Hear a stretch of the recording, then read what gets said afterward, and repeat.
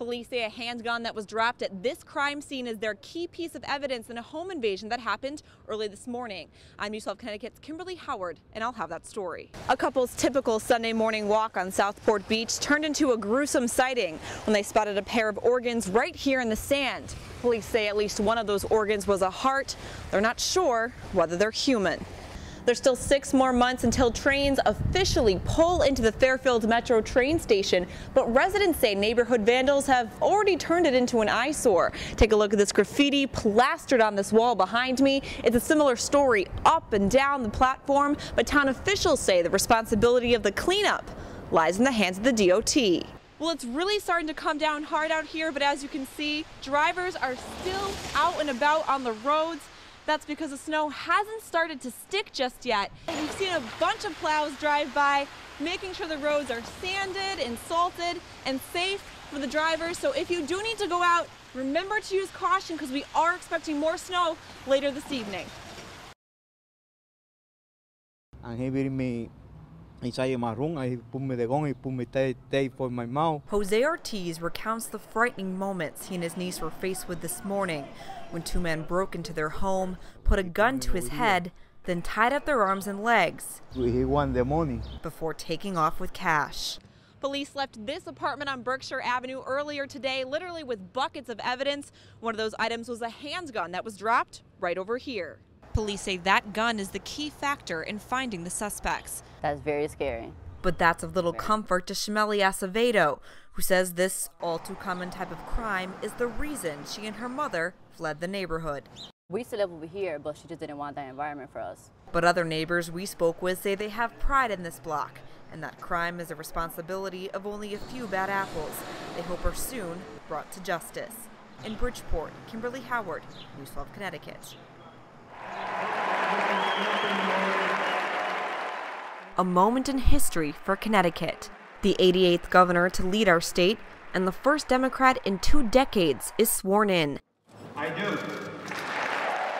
Former Stanford Mayor Dan Malloy is now the man with Connecticut's top job, but he's not the only one raising his right hand. I do. Absolutely. Other elected officials, including Lieutenant Governor Nancy Wyman, took their oaths of office as well. But on this day of promises, it was also a day of festivities.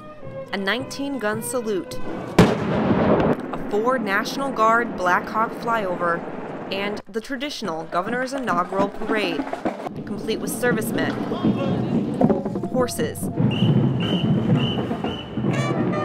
and marching band music. But after the parade, Governor Malloy will have to face a very different kind of music, a more than $3.5 billion deficit. That's a problem Malloy says can be solved if both sides of the aisle work together. Not Republican ideas or Democratic ideas, but good ideas that know no political master or agenda.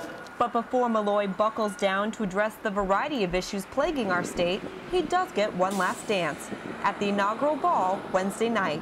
In Hartford, Kimberly Howard for LocalOnlineNews.tv and CTNewsJunkie.com. A Westport diver hopes to return to Japan to help repair the nuclear reactors damaged by the recent earthquake and tsunami. It really is tragic. Like most people, Sam Vale has been following developments at the Fukushima nuclear power plant in Japan through the media. It's disturbing to watch. But unlike most people, he feels a very close connection to the events inside the reactors. See, my mom used to go crazy about my job. As a diver technician contracted for General Electric, he says he worked on the reactors back in 1990. This is the first reactor that we worked on when we were working at Fukushima. So when he heard about the earthquake and then the tsunami, he was horrified. 30 feet. Especially as details about what they did to the reactors began bubbling to the surface. I feel for the last guys that were evacuated from the control room. He says while the Japanese are different than Americans, much more formal and regimented, he developed respect and admiration for them. They were wonderful people to work with. Which is why he's hoping to do emergency repair work back at Fukushima.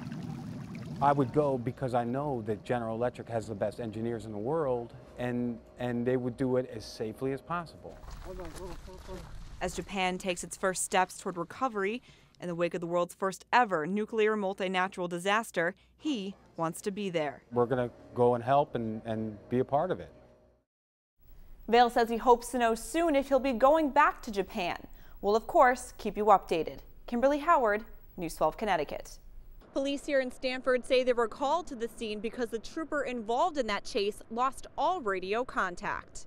Here's a look at the scene, a car chase turned crash that landed this man behind bars. Engaging the police in a high-speed pursuit to avoid detection. State police say they originally tried to pull over 24-year-old Gregory McKeithen for a traffic violation, but he instead led them on a chase, then crashed into this pole before his car caught fire. There was damage to a utility pole. The road was closed for a brief period of time until the debris could be cleared, and CL&P came on the scene to assess the damage to their property. Stamford police were called in to assist when the trooper involved in that chase lost all radio contact.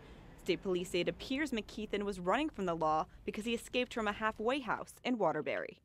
McKeithen faced charges in Waterbury today. He'll face the Stamford charges separately. He's being held on $100,000 bond. In Stamford, Kimberly Howard, News 12 Connecticut.